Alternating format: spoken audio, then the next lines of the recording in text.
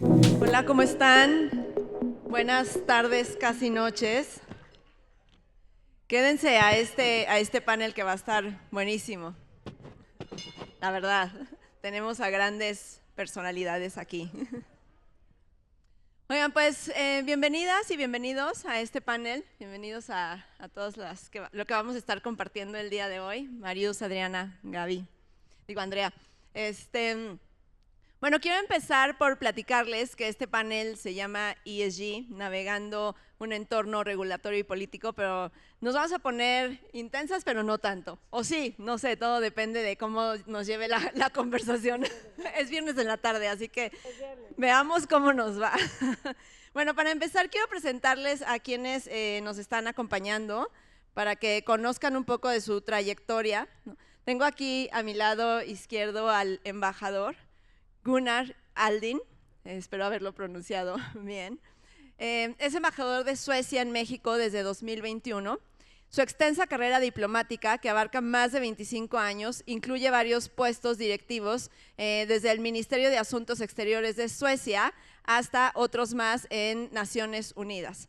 Lleva ya, es la segunda vez que está en México, eso es algunos de los detalles que nos platicó. Y bueno, el embajador está casado y tiene dos hijas, hijos, ¿no? Una hija, un hijo, pero una de ellas lo acompaña aquí, lo cual me da mucho gusto porque habla de un involucramiento también familiar que está padre, ¿no? A nivel profesional. Bueno, después tenemos a Gaby Bustamante. Gaby es directora de Inclusión y Sustentabilidad en PwC México. Cuenta con 17 años de experiencia profesional enfocada en el desarrollo de estrategias de negocio con enfoque ESG, y ahorita vamos a hablar de qué es ESG y sustentabilidad, así como en la creación de estrategias de impacto social, valor compartido, comunidades resilientes y más recientemente a favor de la diversidad y la equidad y la inclusión. Bienvenida, Gaby. Tenemos también a Andrea Amosurrutia. Andrea es directora de Finanzas, Sostenibilidad y Comunicación corporativa en Grupo Herdes. También una trayectoria de 25 años en el sector de consumo. Y Andrea entró a Grupo Herdes, si no estoy equivocada, en el 2010, siendo responsable de planeación financiera y actualmente lidera las áreas de finanzas, sostenibilidad y comunicación corporativa. O sea, no cualquier cosa.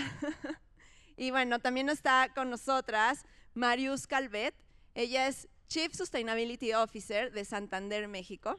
Marius es una de las grandes representantes de sostenibilidad en México que ha pasado por básicamente todos o prácticamente todos los bancos o casi todos los bancos. Es licenciada en Derecho y Relaciones Internacionales, con maestrías en América Latina. Y bueno, ha presidido algunos comités de ASG, como en la Bolsa Mexicana de Valores o en la Asociación de Bancos de México. Y bueno, actualmente, como ya les mencioné, está en Santander, México. Pues muchas gracias, bienvenidas a todas, bienvenido, embajador. Bueno, pues vamos a empezar este panel haciendo un pequeño paréntesis para platicarles qué exactamente es ESG o cómo vamos a estar abordando ESG para quienes no conozcan, ¿no? Y el concepto de sostenibilidad, porque de repente hay un poco de confusión al respecto de esto. A ver, sostenibilidad o ESG los vamos a abordar desde un enfoque no solo ambiental, ¿no? ESG es esta serie de letras que significan Environmental, Social and Governance, o sea, cómo los aspectos ambientales, sociales y de gobierno corporativo pueden estar impactando dentro de las organizaciones, cómo las organizaciones mapean sus riesgos que tienen que ver con muchos temas ambientales como agua, energía, emisiones al aire, gestión de residuos. En la parte social nos encontramos muchas veces con temas como de gestión de la cadena de proveeduría o temas de comunitarios o diversidad, equidad e inclusión. Y en la parte de la G de gobernanza, pues todo lo que tiene que ver con consejos de administración, un enfoque de gestión de riesgos, gobierno corporativo y bueno, algunos otros temas, depende de dónde leamos la definición, la cantidad de temas que se pueden llegar a abrir, ¿no? Sostenibilidad muchas veces se entiende como solo aspectos ambientales, pero aquí lo vamos a estar abordando un poco más amplio, no solo considerando los aspectos ambientales, sino cómo esta interacción entre lo social, lo económico y lo ambiental provoca o nos ayuda a buscar un desarrollo sostenible en el mundo y en nuestros países, ¿no? Abriendo este paréntesis, pues me gustaría empezar a platicar con todos nuestros invitados del día de hoy, ¿no? Y yo abriría, como estamos en este contexto de este evento que tiene por nombre Decididas, ¿no? Lo primero que quisimos hacer es hablar a nivel personal qué nos ha llevado a decidir por esta carrera profesional, ¿no? Hay muchas personas que a veces quieren cambiar su carrera profesional y empezarse a dedicar a algo que les haga sentir que están aportando valor y están trascendiendo al mundo, ¿no? Y por otro lado hay muchas profesiones, como gente que a lo mejor se dedica a temas legales, de comunicación, finanzas u otros, ¿no? Que quieren incorporar en su día a día el tema de sostenibilidad y siempre hay algo que nos hace decidir por eso. Y ese algo normalmente es un driver muy personal, ¿no? Y por eso quiero empezar por ahí. Entonces, no sé si a lo mejor, Andrea, tú nos quieres platicar, vamos a empezar contigo, Andrea, nos quieres platicar qué fue lo que te hizo decidir por los temas de sostenibilidad. Gracias por la pregunta, buenas tardes. Qué valientes estar a esta hora sentados escuchando de los temas de sostenibilidad. Gracias por escucharnos. Y bueno, en mi caso, quiero pensar que fue medio una alineación de factores que no necesariamente yo controlé, porque como lo mencionaste, yo empecé con los temas de sostenibilidad en la compañía donde estoy actualmente, cuando mi responsabilidad solo estaba relacionada con las finanzas. Herdes es una empresa pública desde hace muchos años y quisimos empezar a reportar información de sostenibilidad. No por la presión del consejo, no por la presión de los inversionistas, no por la presión de los bancos, de nadie, sino porque pues hubo alguien brillante en mi equipo que lo propuso, ¿no? Y ahí sí fue como yo empecé un poco a jalar el hilo, hasta entender que la compañía necesitaba un esfuerzo mucho más organizado en los temas de sostenibilidad. Tenemos este ADN como muchas empresas mexicanas de muchos años en el país, que teníamos muy arraigado el tema de querer apoyar a ciertas causas, o sea, teníamos la fundación, el programa de responsabilidad social y muchas áreas se hacían muchas cosas, pero a nosotros que nos tocaba consolidar toda la información para reportarla, era muy evidente que nuestro esfuerzo estaba poco orquestado y sobre todo que el impacto estaba todo difuminado, ¿no? Porque hacíamos de todo e impactábamos muy poco. Y entonces pues una cosa fue llevando a la otra y eventualmente lo que propuse fue que hiciéramos un área de sostenibilidad corporativa que dictara cuál era la estrategia de sostenibilidad y que todo eso al final del día se permeara a lo largo de la compañía. Creo que uno de los beneficios más grandes, lejos de tener una estrategia clara, es que esa estrategia también nos ayudó a decir que no a muchas cosas, ¿no? Porque cuando dijimos, la estrategia va a estar recargada en 7 objetivos de desarrollo sostenible y solo en 7, cuando llegaban proyectos, cuando nos pedían donativos, decíamos, ¿va en función de uno de estos 7 objetivos? No, entonces no. Y nada, pues así fue. Ahora, yo tenía un interés personal. Ahí me gusta llegar. Sí. ¿Qué es lo que te ha movido? Siempre desde mi primer trabajo me lo pregunté, o sea, yo decía, está padre trabajar mucho, está padre aprender, está padre convivir con otras personas, pero a mí no me satisfacía al 100. Entonces, conforme se fueron dando estas cosas, yo decía, ahora sí tiene sentido dedicarle tanto tiempo al trabajo, no nada más es un beneficio personal, ya sea profesional o del tipo que sea, sino que lo que hago tiene un para qué, que no solo es que a la acción le vaya bien en la bolsa, ¿no? Y así fue como me enganché. Y ahora por nada lo dejo. Muchas gracias, Andrea. Y tú, Marius, a ver, yo creo que en todas nuestras carreras profesionales siempre enfrentamos retos, ¿no? Pero yo siempre creo que en temas de sostenibilidad los retos a veces parecen muy mayores, ¿no? Enfrentar problemáticas socioambientales no es cualquier cosa, ¿no? Cuando tú te has enfrentado a algún reto, ¿qué es esa parte personal tuya, ¿no? Que te dice, sí, este es un gran reto, pero hay que seguirle dando, porque la sostenibilidad lo vale? Sí, me encanta como lo dices. Muy buenas tardes a todos y gracias por estar aquí. Somos lo único que los divide entre el cóctel de la noche y, y están aquí oyéndonos, ya mero. Pero muchas gracias.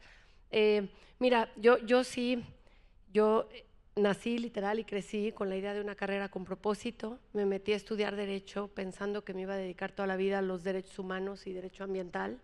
Cuando yo estudié ya había sucedido la reunión de Río, donde se empezaban a hablar de los problemas ambientales en los 90s, pero era un tema soft, que a nadie le importaba y que había que convencer, pero yo tenía esta convicción que me interesaban mucho los problemas internacionales y los grandes retos de la humanidad y este trabajo, y me fui a trabajar a la academia, iba yo a ser investigadora, profesora, después me fui a trabajar a una organización de la sociedad civil en Estados Unidos, viví 16 años y estuve en temas de derechos de las mujeres y de mujeres víctimas de violencia, y yo por ahí me iba a quedar hasta que un día me dicen, oye, ¿por qué no me ayudas a hacer un reporte, esto alrededor de hace 19 años, 20, un reporte de una empresa que quiere comunicar los temas que hacen con relación a su gente y con relación al planeta y todo?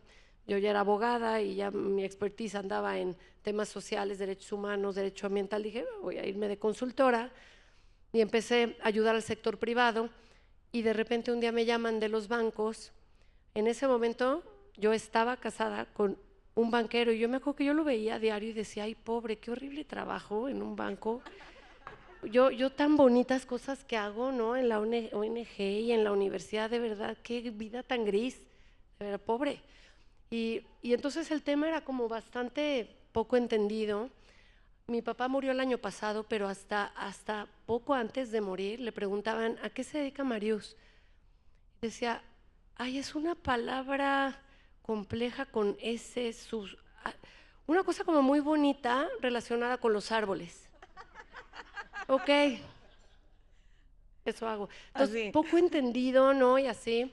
Y después pues me pasa que, después de reírme de los bancos, me invitan, llevo trabajando en los 4 de los 5 bancos más grandes de México, he dirigido la estrategia de sostenibilidad, y ahorita tengo el gusto de estar en Santander. Mi jefe, el director general de Santander, me dice, ni creas que te vas a ir al quinto ya, o sea, ya no vas a ir a otro banco más. Entonces, a tu pregunta ya, para cerrar, Adri,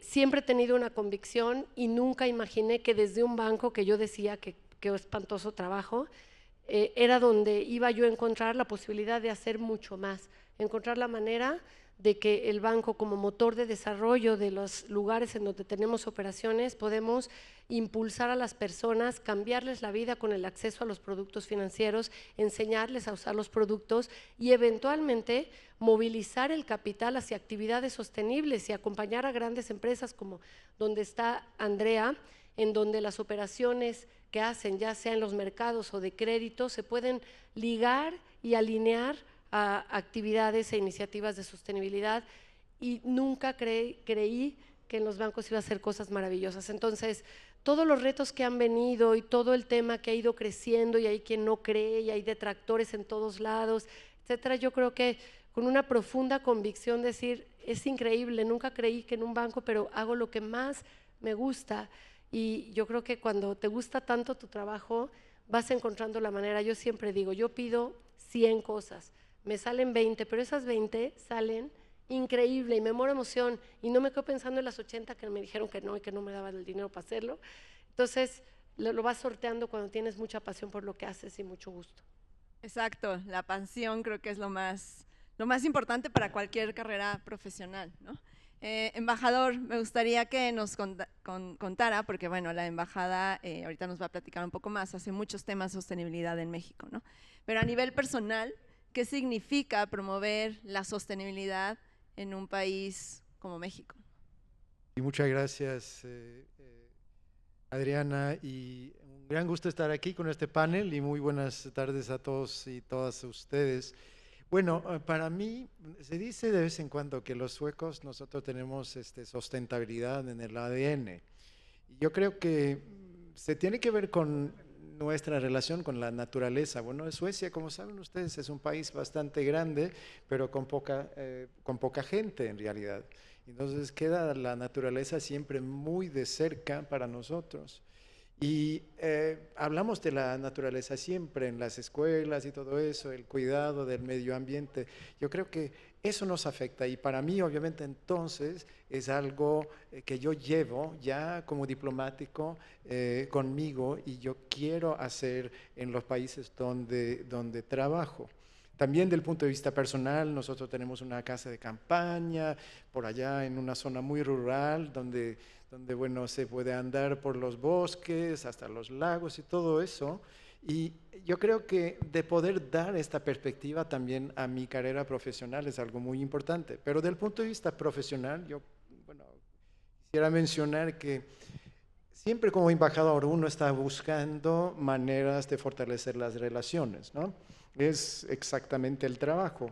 Y ahora sustentabilidad es un tema, bueno, desde hace mucho tiempo, pero es un tema sumamente importante también aquí. Estamos en una situación donde la transición verde es un tema para el gobierno federal, pero también, sobre todo, diría yo, al nivel estatal, porque durante mis viajes aquí en México, estoy viajando todo el tiempo, puedo ver ese gran interés. Y muchas veces Suecia es un punto de referente para estos estados y también para personas en el gobierno federal, hablando en Semarnat o lo que sea.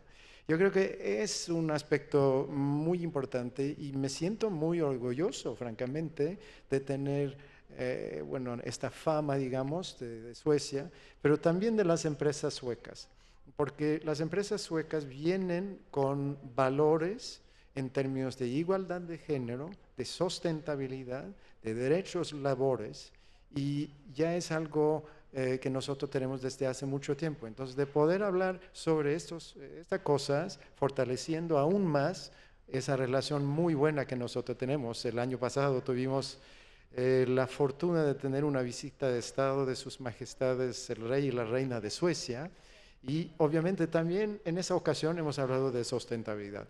Pero así.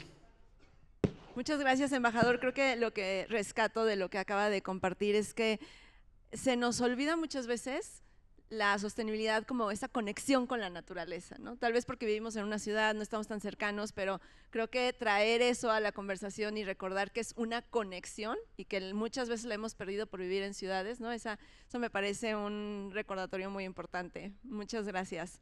Gaby, a ver, siempre creo que hay personas que se dedican a lo ambiental y están súper clavadas con lo ambiental, ¿no? Yo, por ejemplo, soy súper social, ¿no? O sea, me dediqué a hacer voluntariado por 10 años, ¿no? Y mi parte ambiental ahí está, pero tú que te dedicas a llevar en PwC la parte de sostenibilidad y la inclusión, ¿qué dirías? ¿Inclusión o sostenibilidad? Qué ¿Y buena por pregunta. qué?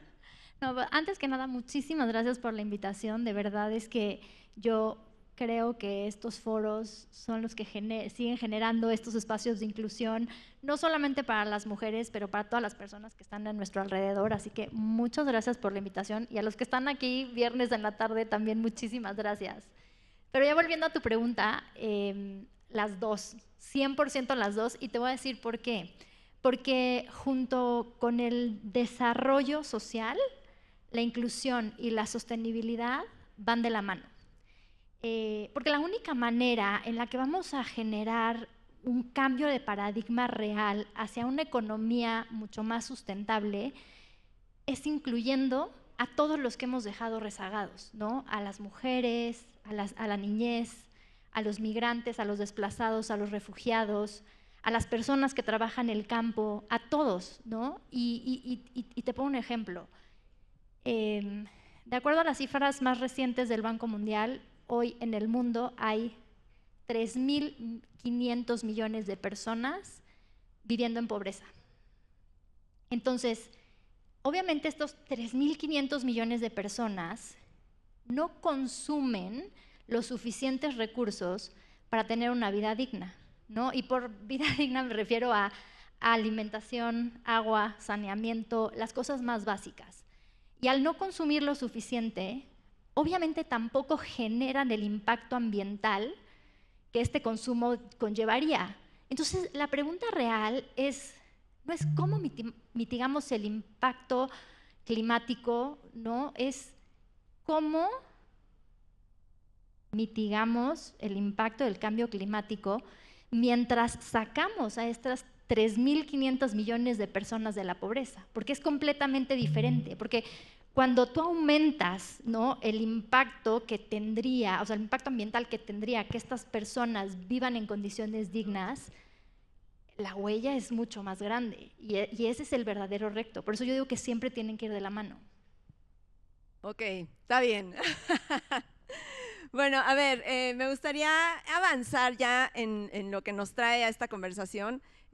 Disculpen que no les dije creo que mi nombre, ¿no? Soy Adriana Pulido, entré directo al tema.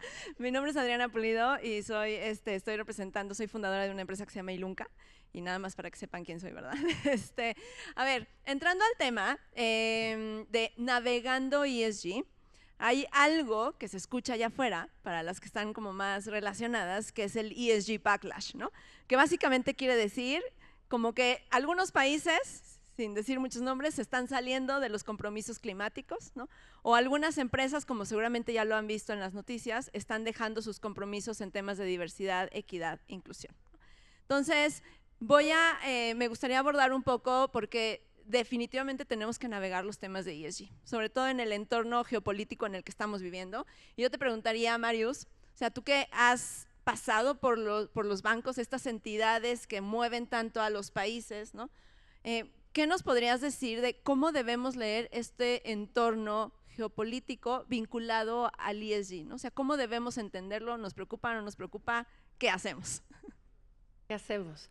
Pues mira, mi forma de ver las cosas es que es un momento bien interesante para el movimiento de la sustentabilidad corporativa y el ESG y la agenda de combate al cambio climático global. Es un momento interesante porque esta agenda empezó a crecer de manera desigual en las distintas regiones del mundo, tomó bastante control y la delantera en los mercados europeos y empezaron a regular con mucho más tiempo todos los requerimientos que tenían que entregar las empresas de datos relacionados con los riesgos para su organización y todos estos datos el sector financiero utilizándolos para tomar decisiones de inversión y de financiamiento.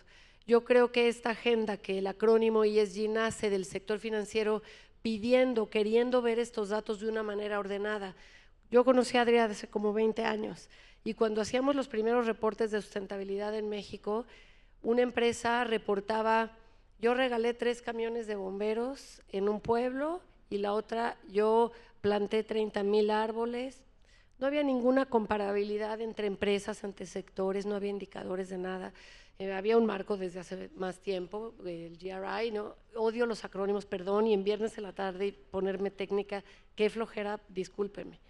Pero había un marco de reporteo y lo que vimos es que empezó a crecer, que empezó a ordenarse porque el sector financiero empieza a decir, entréguenme los datos ordenados, los ambientales, los sociales, los de gobernanza, relacionados con el negocio, auditados, con comparabilidad año con año. Lo que me entregas este año, quiero ver el año que viene cómo cambió de un año a otro y así me presentas las tablas todos los años. Se empieza a ordenar y empieza a crecer y empieza a haber posiciones como la que tenemos el día de hoy. La persona encargada de finanzas lleva lo de sostenibilidad porque es esencial y está enteramente integrado al negocio.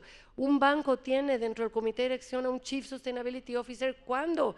Y alguien como yo, que como dicen papá, abrazaba los árboles.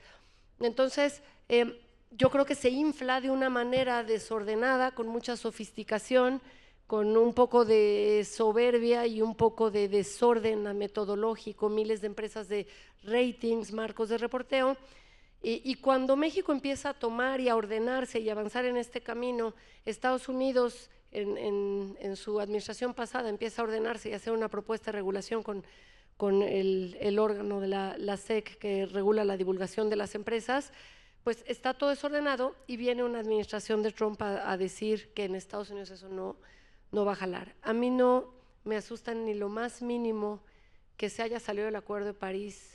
Estados Unidos ya se salió hace 8 años y aquí seguimos trabajando y ya se había salido y ya volvió. En realidad es una agenda que se politizó y a mí lo que me parece ya como para cerrar y decirles cómo esto se infla y ahorita está en un momento no de desinflarse, sino de reajustarse para hacer mejor las cosas. Lo que yo veo es que las empresas no van a dejar de tratar bien a su gente, de reconocer a las personas que tienen distintas preferencias, de apoyar a las personas que tienen capacidades diferentes. ¿Por qué? Porque son temas de riesgo, de atracción y de retención de talento. No van a dejar de poner paneles solares cuando es una energía probada, en donde ya es más barata y no van a querer que llegue su recibo de luz en cero, eventualmente cuando su matriz energética sea 100% renovable. No lo van a dejar de hacer las empresas. Entonces, en verdad a mí no me asusta, afecta a algunas empresas que están demostrándole al gobierno federal de Estados Unidos que se ajustan a la agenda, pero esto no va a dejar de pasar. La amenaza del cambio climático es un riesgo global para todo el planeta, nos afecta de manera desigual, pero es un riesgo global y no podemos pensar hacia adelante. Dejen ustedes en un mundo sin combatir el cambio climático, no podemos avanzar en un mundo injusto, dividido, con discriminación, etcétera. Entonces, yo creo que aquí seguimos, esto sigue adelante y aquí seguiremos y ahí va México ajustándose en el entorno del vecino del norte y lo que está pasando en Europa.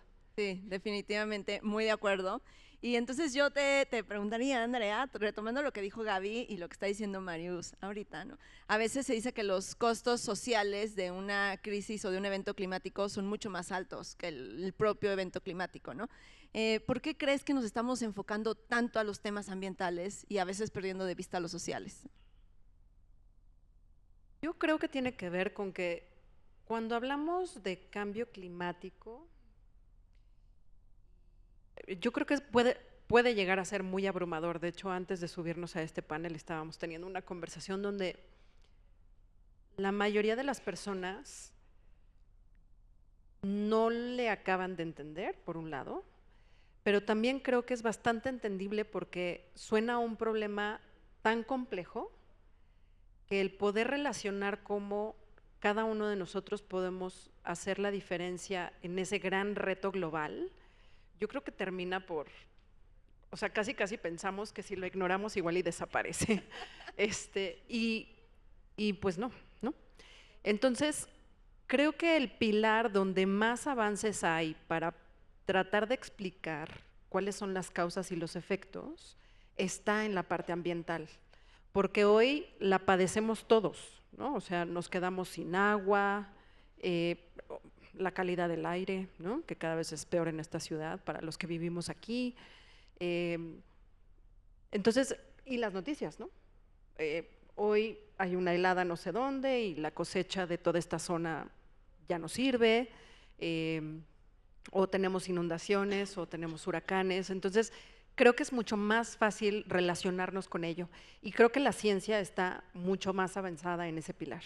Entonces, para toda la gente escéptica que dice yo no creo en el cambio climático, pues es muy difícil retarlo cuando hay ciencia detrás de los datos, ¿no? O de las recomendaciones o de los objetivos a los que todos tenemos que dirigirnos.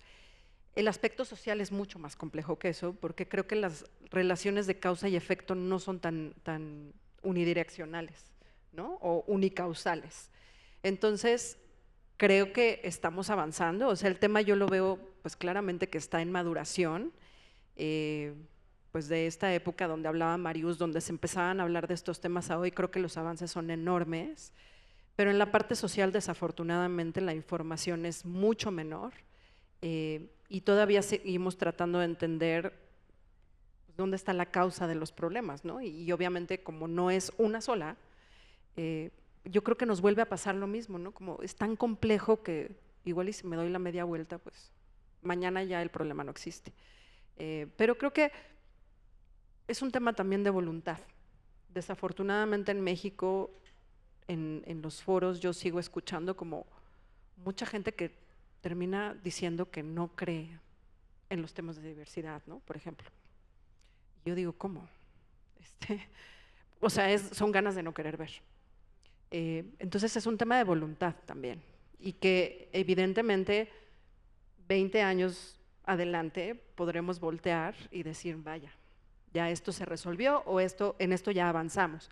Creo que por eso es tan importante la participación de gobiernos y empresas como los suecos, porque su avance en estos temas es tanto, ¿no? Y nos llevan tantos años en esta carrera que necesitamos de esas referencias, porque sí hay como mucho escepticismo alrededor, pero creo que tiene que ver con la complejidad.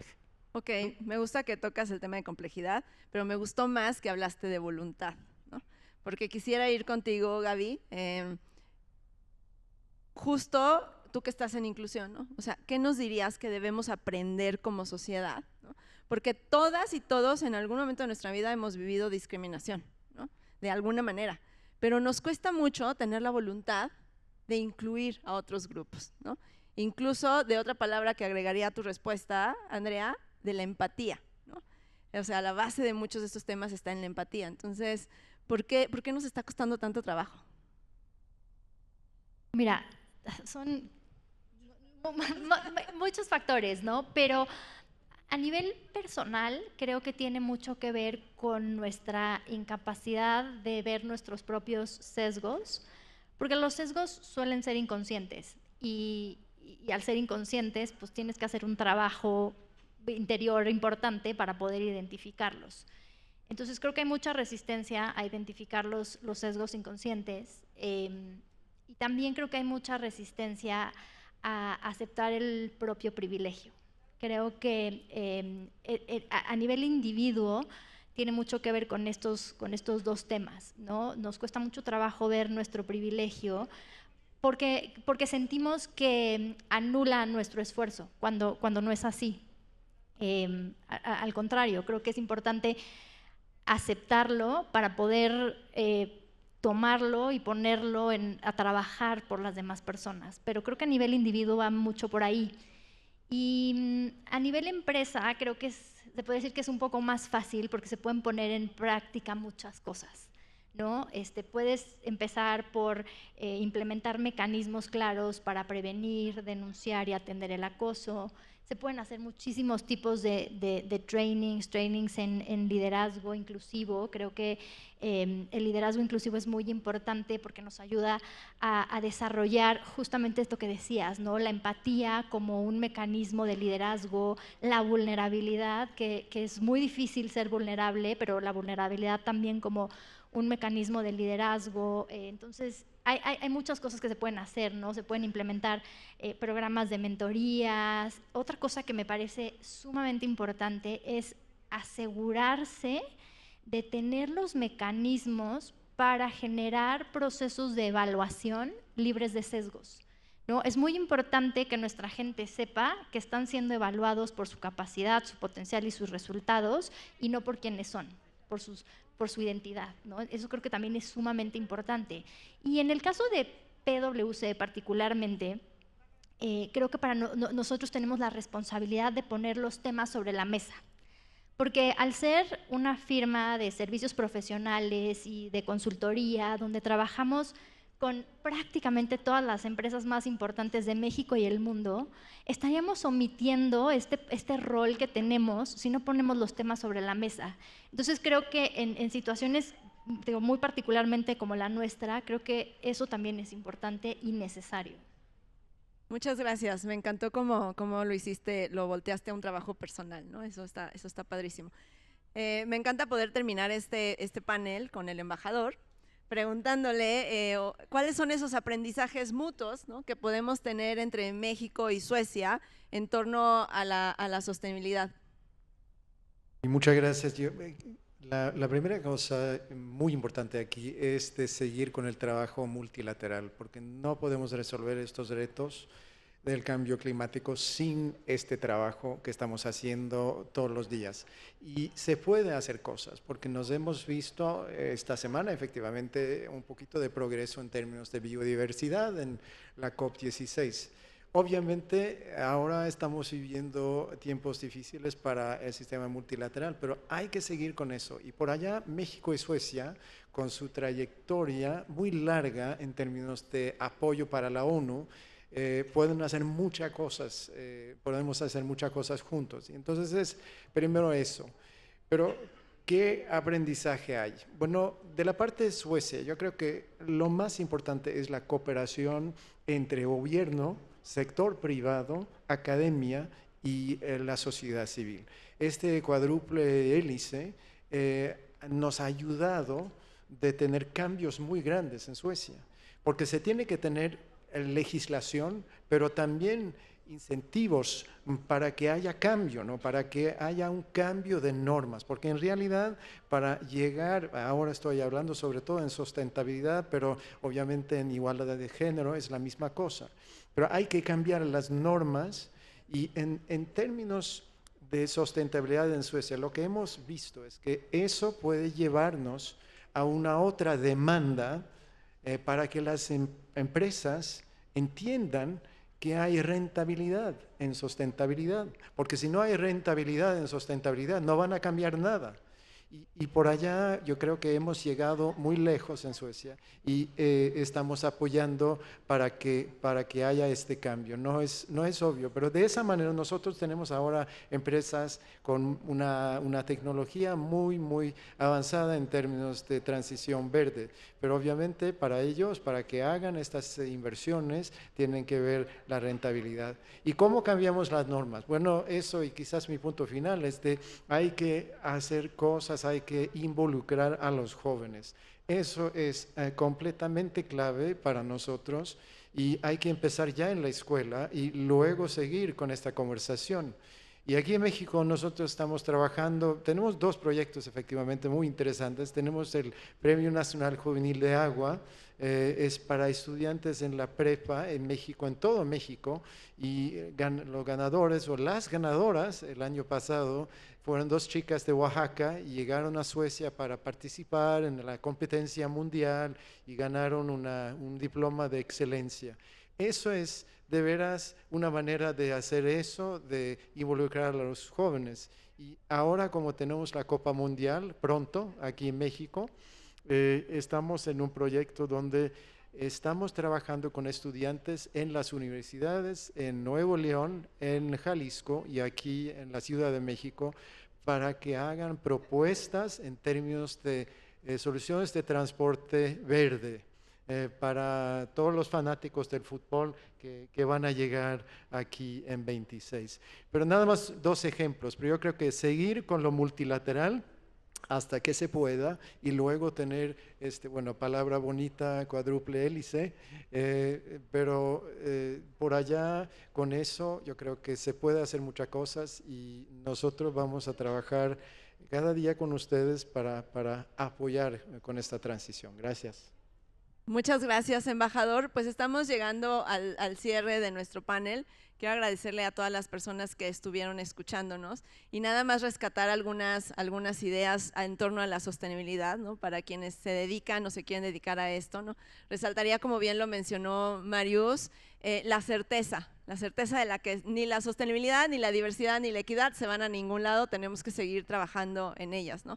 La voluntad, como decía Andrea, la empatía y la inclusión, como nos ha estado mencionando Gaby, y bueno, por supuesto que la colaboración, ¿no? Como uno de los grandes impulsores. No podemos enfrentar todos los temas socioambientales que estamos viviendo si no hay colaboración entre las partes, ¿no? Yo no sé si alguien quiere agregar algún mensaje final. Si no, bueno, agradecerles a todos que nos hayan escuchado. Muchas gracias por estar aquí.